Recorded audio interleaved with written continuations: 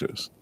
So it's kind of expressionist, surreal, but in reality, it's just some sculptures that are balanced and they're not bolted down. They give that impression. Uh, and a lot of times individuals will come, even though I have signage on them that says do not touch. Usually people touch it anyway, just because they're like, nah, come on, it's bolted. But it's not. So they're just like freestanding pieces. I call them pressure sensitive.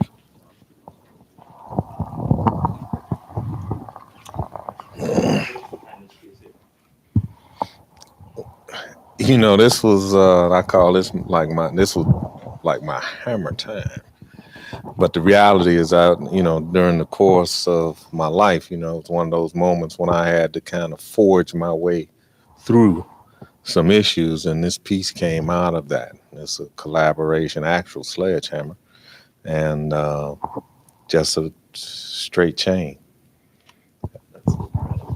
And they're actually freestanding, and they're very therapeutic in terms of just being able to balance them. So when I do sell my pieces to individuals, they actually gain several things, not just a world class piece of sculpture, but a therapeutic implement as well that may also help restore some balance to their own psyche.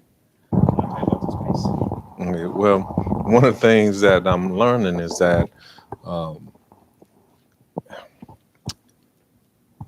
the work itself has its own character, and it communicates in its own space. And this piece in itself is part. They all kind of work together in that they are actually just like individuals taking up a space and time, having some communication, and you have an opportunity to relate to it one way or the other. So this piece here is called "Say What," and that's what it's about. It's actually getting you to listen to it, and if you play with it yourself, you'll find out that it has some conversation and it'll interact with you as well as having you interact with it because it actually has a story to tell you as you interact with it.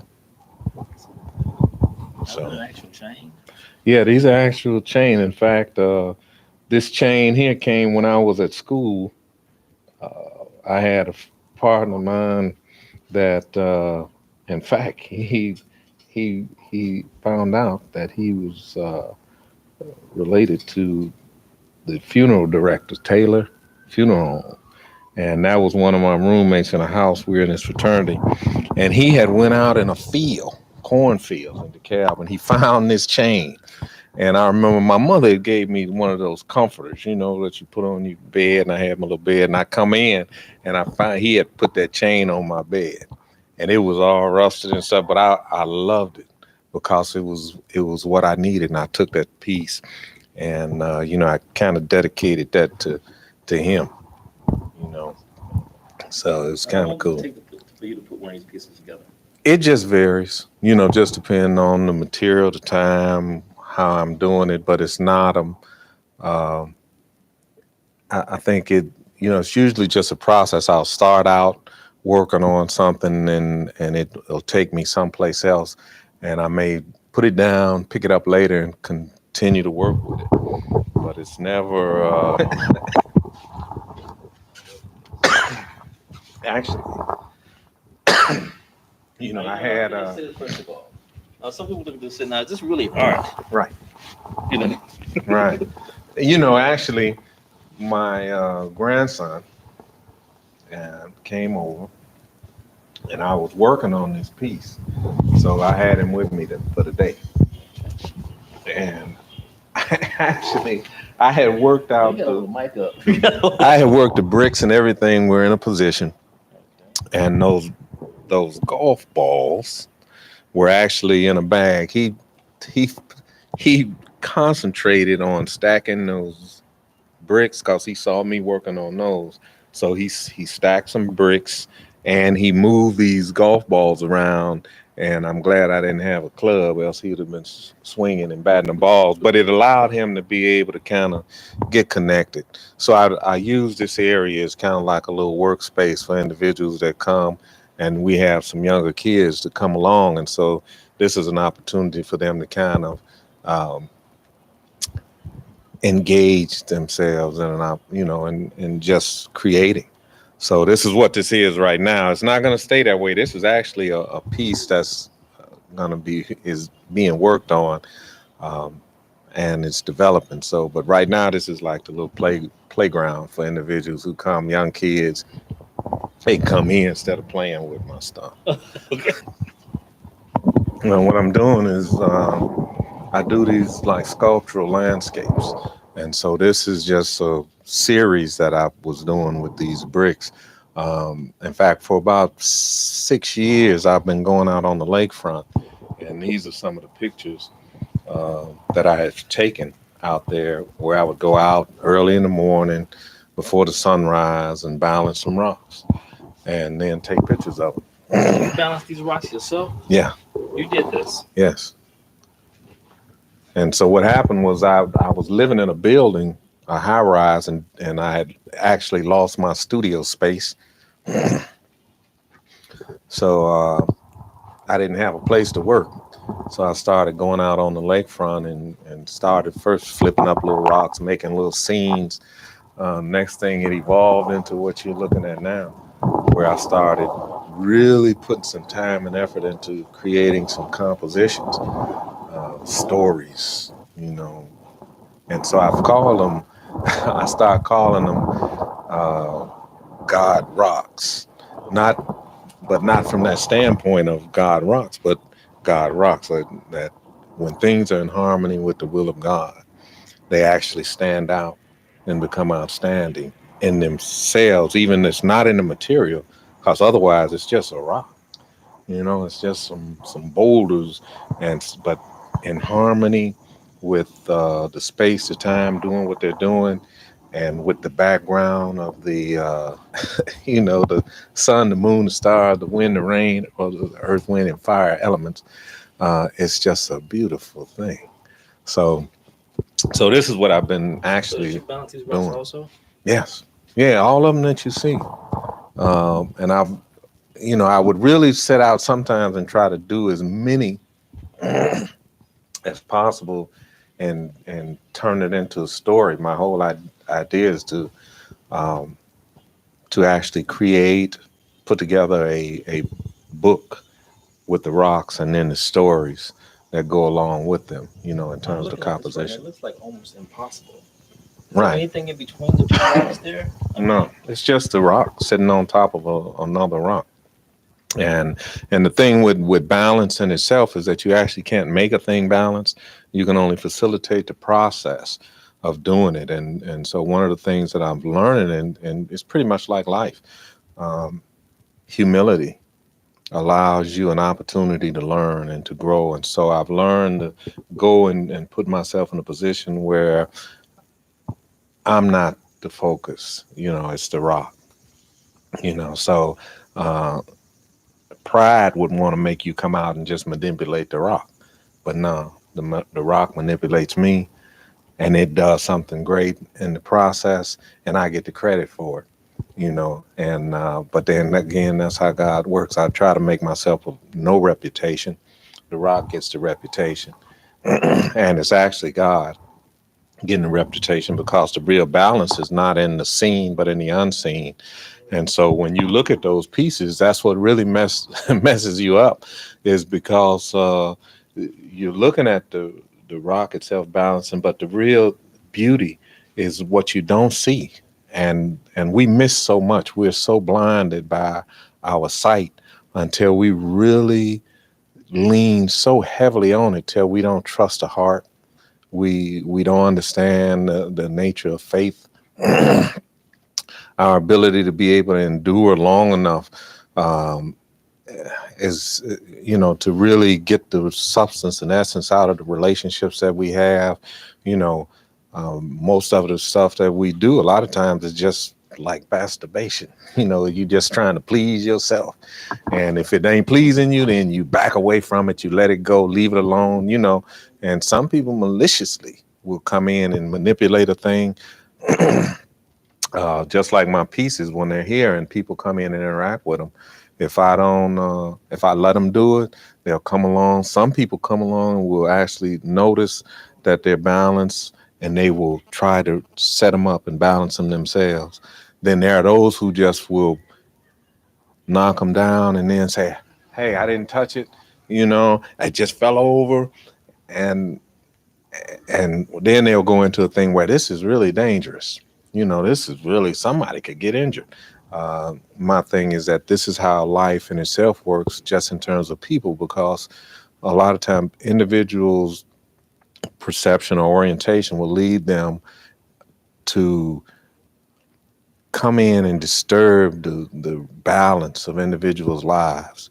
And then they'll just, after they do it, they will blame the instability or the damage that was done on the actual individuals, when really it was them that came in and disturbed it, and they themselves say, "Well, I didn't do anything." I mean, it shouldn't be that delicate. It shouldn't be that in that position where it could be so easily uh, disrupted or destroyed, and then they'll blame it on the people that are there themselves, and then they'll want to come in and monopolize. That's a whole other story. That's a political thing. And if we look at some of how the world is going today, we see that a lot of the stuff that we're suffering under stress, um, the health issues, the environment, the challenges that we have, and I'm glad that Barack Obama is his theme in terms of the opportunity, the presentation that's there, is that there's a chance for us to start moving along some really responsible lines, and it's almost biblical, where it talks about the world is waiting for the children of God to come forth, and actually act like they know something, and start to live in accordance. And it's because right now we're just really marching off like lemmings into the sea, following these people. Or really, we're actually searching and trying to grasp hold of some type of stability in this environment, which is really like a big slot machine. It's all about money, profit, and it doesn't really, we're not even considered. We're just like widgets in the process. We just contribute to somebody else's growth and development, and while they are enjoying the benefits of that, we suffer. And so it's kind of time out for that. And so now that our eyes are open, we actually see what's really going on today. Um, there's some things that are happening. I think artists are really in a good position because uh, the arts have always led every major conflict or battle. Whenever a battle needed to be waged, it was the artisans that really led the charge. It was the art, the music, it was the visuals, and I'm learning that that the call that's going on today, the sound travels not just on air, but sound also travels on light. And so it's not only what we hear, but it's what we see. And so right now I'm feeling like we're in just an age of demonstrating. No, we don't need a lot of explanations, excuses. We don't need a lot of um, verbiage. Right now we need a lot of demonstrating. Don't talk wise, do wise. you know, and wise things should come from it. So um, looking for that fruit, I'm learning to be really responsible for myself today, so that that I involve myself in, even in my relationships, that they're profitable, legitimately profitable, and not destructive, disruptive, perverted, all of that. I'm learning to stand and understand the benefit of really living according to wisdom, I'm learning that the process of education is not to put some knowledge in our heads, but to pull out of us what's already in us, because that's what the word comes from, inducere, which means to pull out. So right now, I'm in the process of just demonstrating, performing, allowing that which is already in me to come out, and then at the same time, I'm purging myself of those things that I've learned on my own through my experimentation with life, even though I've had great leaders and guides like my grandmother, my mother, my father, who always had the right thing. But, pride and fear in itself uh, will allow all of us to kind of go away from that, because we're too busy trying to be significant in our own right, not understanding that instruction will only help us um, grow and stand firm with some type of foundation. But we're too busy just building our own castles off of the sand. And but today I'm aware of that, and so I'm really putting some time and energy into just living a committed, responsible life, one that can prepare me um, to leave this place, because I'm believing and trusting that that's the ultimate thing, is to live so well until when you leave this place, living, like Dr. King said, would not be in vain. I just want to leave a committed life behind, So, and that's my process today. So, and that's what my pieces are kind of representing. Also, in the embers is that hope. And so that balance in itself is a pretty strong and powerful presentation, because it's a part of our lives that we have to constantly turn to and maintain. I mean, everything in our environment, our health.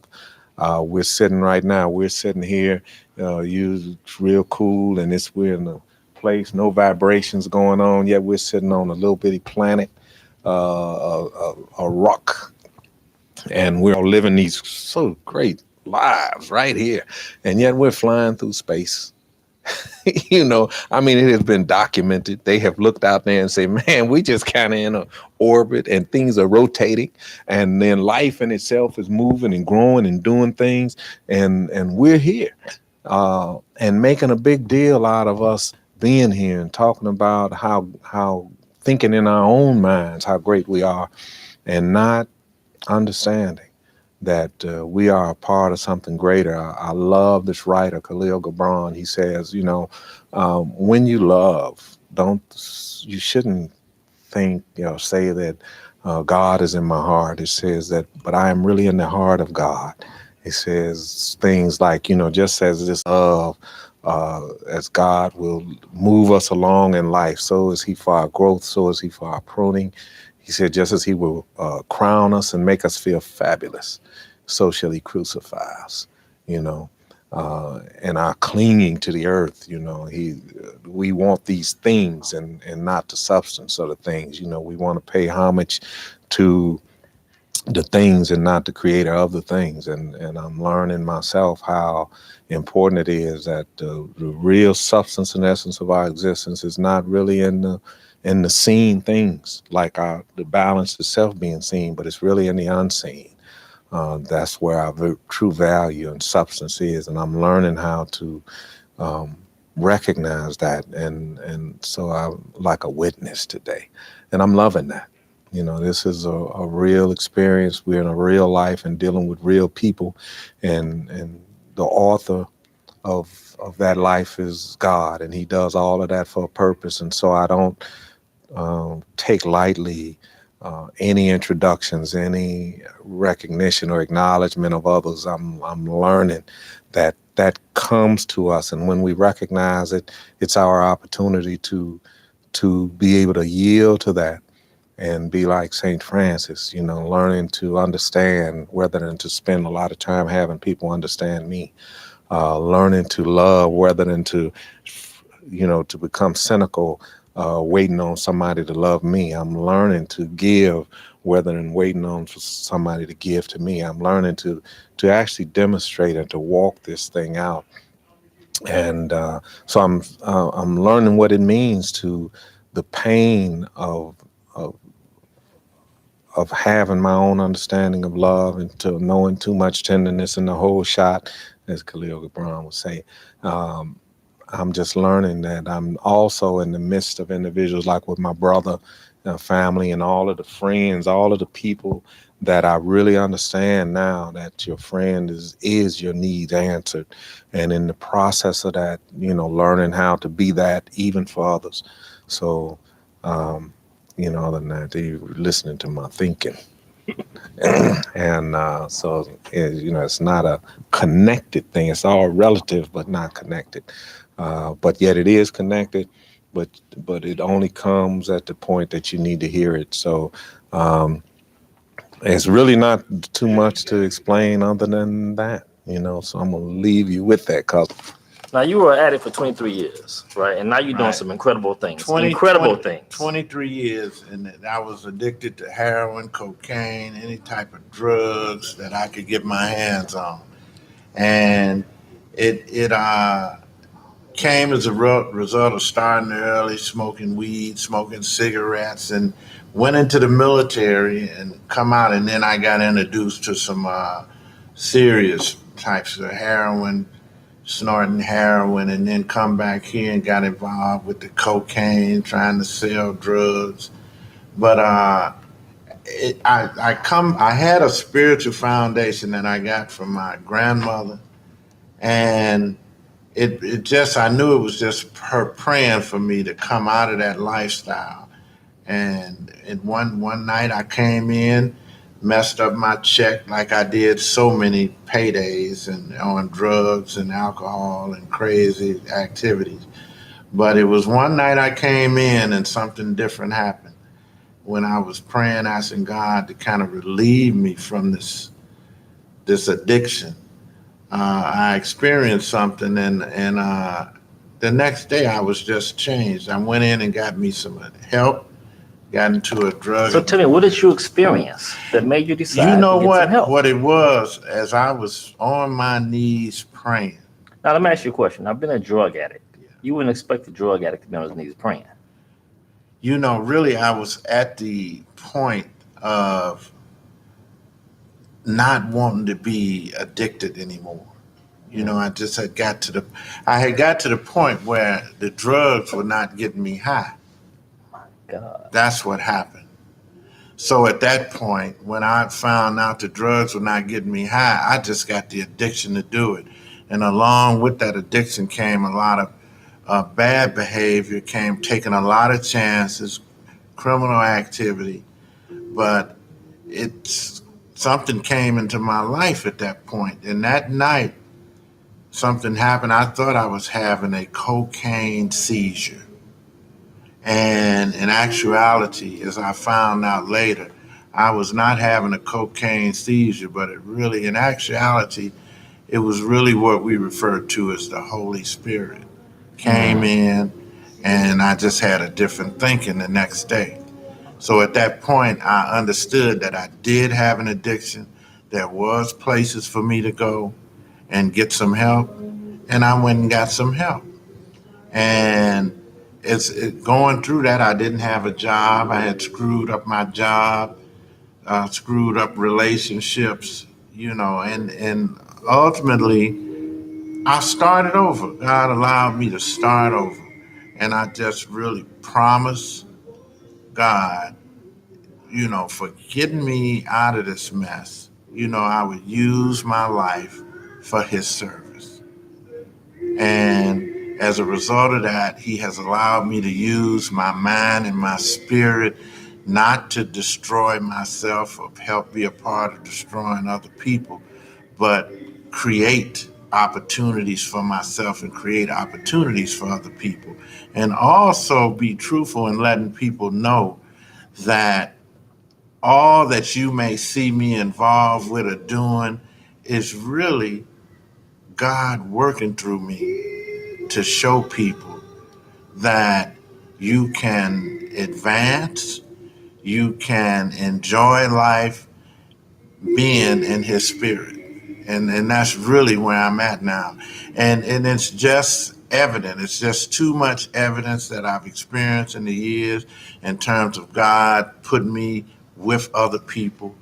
I don't have to seek out anything. God sends people to me and sends me to other people where we interact and have alliances with good people. You know, and in fact, my entire staff, we are all connected together in terms of our spirituality, in terms of the way we think, and in terms of the way we treat people. And I'm finding out that that works. You know, I don't have to be part of any political clique. I don't have to be a part of any gang clique. I don't have to be a part of any fraternity clique. I just want to be in God's army of people doing some things. And that's exactly where we're at. Dorothy Hill Gallery, or how do I?